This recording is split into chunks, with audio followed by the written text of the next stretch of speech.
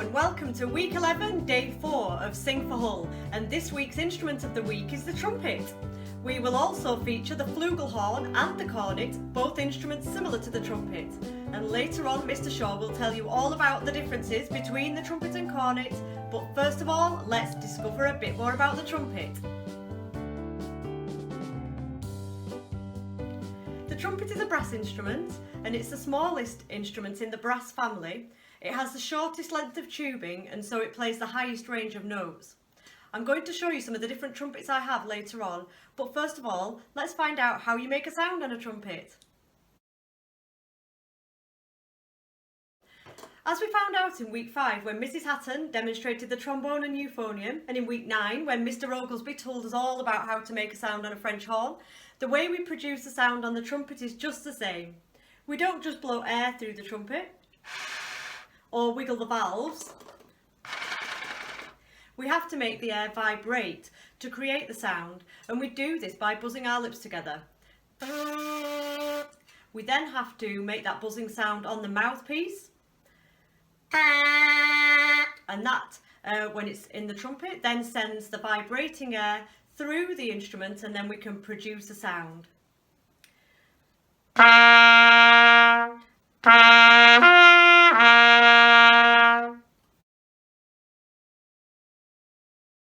So if I blow faster air and tighten my lips, then the pitch gets higher, and if I blow slower air through the trumpet and loosen my lips, the pitch gets lower.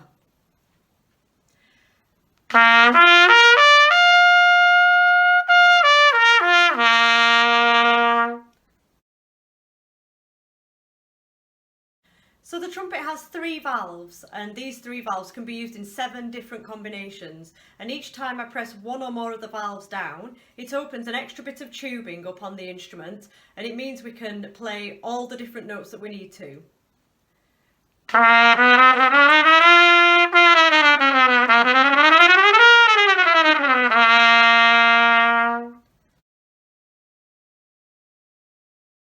So, when was the trumpet invented? Well, there's evidence of trumpet-like instruments being used as far back as 1500 BC, and these would have been used as a signalling instrument in battle or as a hunting horn. And as we know, a modern trumpet is made from brass, but older ones were made from wood or from conch shells. And here's a fun fact about the trumpet. It's possible that the first trumpet wasn't even intentionally made by a human. Someone could have just found a hollowed out stick that an insect had made. So trumpets began to be used as a musical instrument in the late 1500s or into the 1600s, and the trumpet's been used in the orchestra and as a solo instrument since this time. Now the trumpet is a really versatile instrument and it doesn't just play in orchestras, it plays in many different styles and genres of music, from orchestras to windbands and military bands. It can be used in film music and theatre, pit bands and orchestras and ensembles.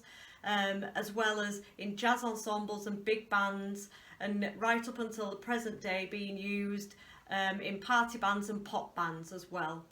And the reason for this versatility is the beautiful clear sound that the trumpet produces. So to demonstrate the brilliance of tone of the trumpet, I'm just going to play you a short example from a famous trumpet concerto, and that's the Haydn Trumpet Concerto.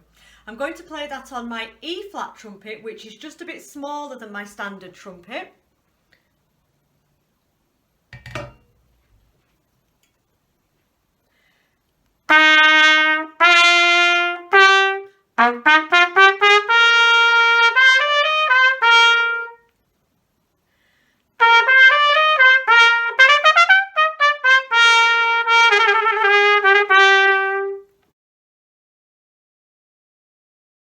So the very smallest member of the brass family and the smallest trumpet is this one, and this is the Piccolo Trumpet, and because it's got the shortest length of tubing, it plays the highest notes.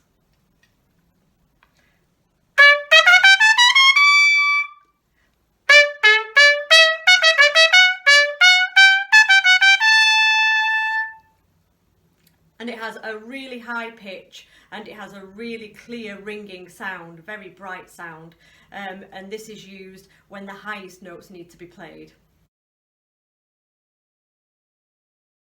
So the trumpet can make some really great special effects using mutes like this one. This is a plunger mute.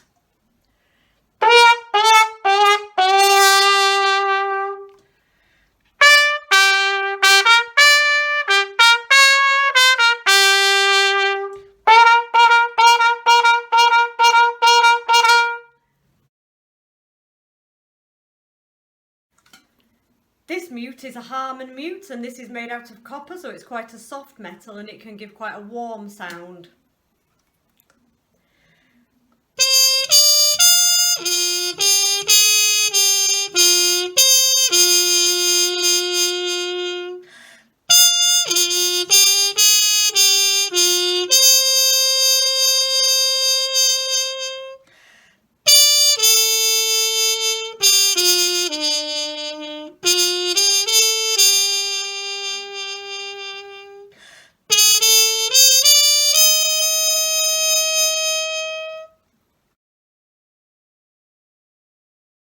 So you know lots about the trumpet now, and here is the Flugelhorn. Now this instrument is similar to the trumpet and it plays the same range of notes, but it has a much warmer and richer sound, and that's because it has much wider tubing and it also has a conical bore like the cornet.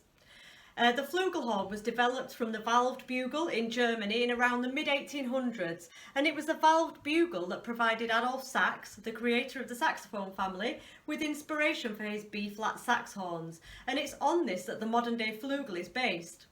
Now in this week's song for Hull, Here Comes the Sun, I play the Flugelhorn as well as the trumpet, and it plays a little tune like this.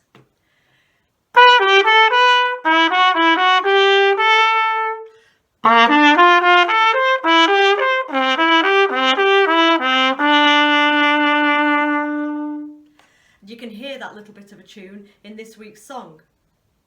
And now we're going to hand over to Mr. Shaw, who's going to tell you all about the cornet. Hi, my name is Richard Shaw and I'm going to be telling you a little bit about the cornet.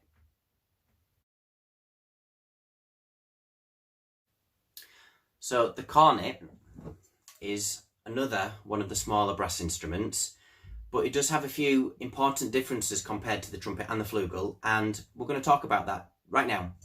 So the first difference between the cornet and the trumpet, and I've got one here, is, you can see it straight away, is the size, or more specifically the shape. So the cornet, in terms of tubing, is exactly the same size as the trumpet. If you were to unravel both instruments, it'd be exactly the same length. And what that means is that both instruments play exactly at the same pitch. The cornet plays exactly the same notes as the trumpet. So you might ask yourself, what's the difference then? Why is it a different shape, and what difference does that make? Well, the first difference in the shape is that the cornet curls round into two kind of circles, right? So the cornet curls around twice, whereas the trumpet curls around once, and I can demonstrate that. So that's kind of the general direction of the trumpet. And the cornet does that twice. It goes here, and it curls here again, and then it comes out of the bell there. So that's the first difference. And the other difference with the cornet and the trumpet is to do with the bar. Now, the bar is the thickness of this tubing here, right? So that's the bar on the cornet, and the bar on the trumpet starts off similar, but it does change. And the difference is, I'll demonstrate on the trumpet first. The bar on the trumpet stays quite thin throughout, so the same sort of size, and then towards the end of the trumpet it flares suddenly. And the bar on the cornet is different. The bar gradually gets bigger and bigger and bigger, and as you can see, when we get to about here, it's already quite thick, and then it gradually flares to the end, and that creates a few important differences, mainly in the timbre of the instrument. Now, you might have heard the word timbre with some of the other teachers, or you might have heard it before, but for those of you who don't know what timbre is, the timbre is just a characteristic of the sound, or the quality of the sound. So the different shape gives us a different quality of sound. The trumpet is quite a bright and lively sound generally, and the cornet can be described as mellow and round and soft. So these subtle differences do give us a difference in sound, and I'll demonstrate that now. So as I said, because of the straight line features and the sudden flaring of the bar, the trumpet plays quite brightly. And the cornet has a subtle mellow change.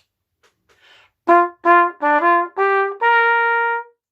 might not be able to hear that quite right across the microphone, but in the room you can really hear the difference. And because of the difference in timbre between the two instruments, you get both instruments in different settings. You get the trumpet mainly in orchestras and in jazz music, as you've heard about, and you mainly find the cornet in brass bands. But you do get the cornet in other groups as well. You occasionally find it in orchestras, very occasionally, when the composer wants to add a different sort of quality or a different tone. You get cornets in early jazz as well, but mainly we associate the cornet with brass bands. And brass bands, if you don't know, are traditional English or British types of music which only have brass instruments and percussion. And you don't get the trumpet in brass bands. You get about 9 or 10 cornets. And in the brass bands, you get those different quality of sounds. So you might hear a melody like this in a brass band.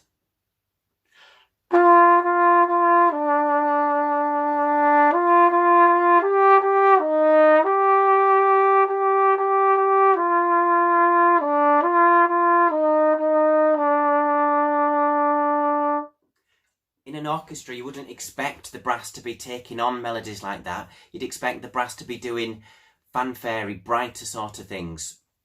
But the role of the cornet in the brass band is to do these lyrical sort of melodies.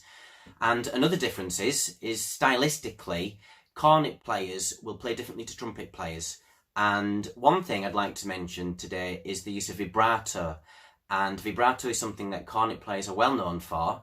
And also stringed instruments and singers use a lot of vibrato. But you wouldn't expect trumpets to use too much vibrato, although they do use it a little bit occasionally.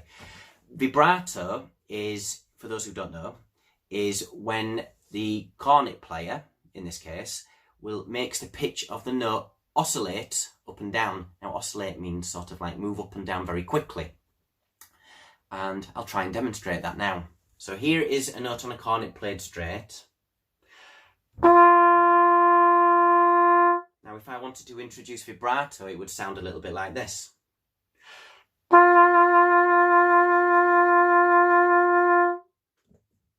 So the way we do vibrato on the cornet or on other brass instruments, because you do get euphonium players using a lot of vibrato as well, is the main way of doing it is to move the chin up and down whilst you are playing. Now there are other ways to do vibrato, but that is the most common way, and that's the way I was certainly taught how to do it.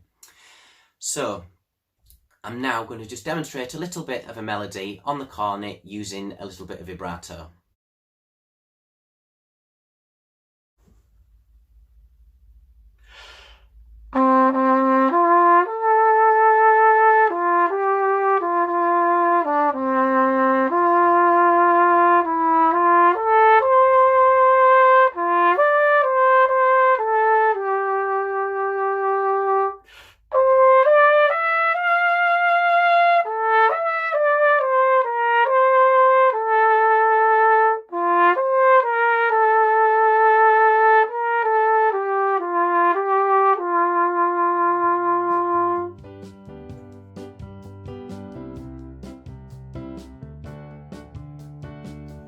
If you enjoyed this video, smash the like button and don't forget to subscribe.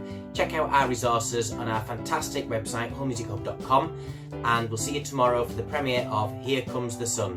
Thank you. Bye.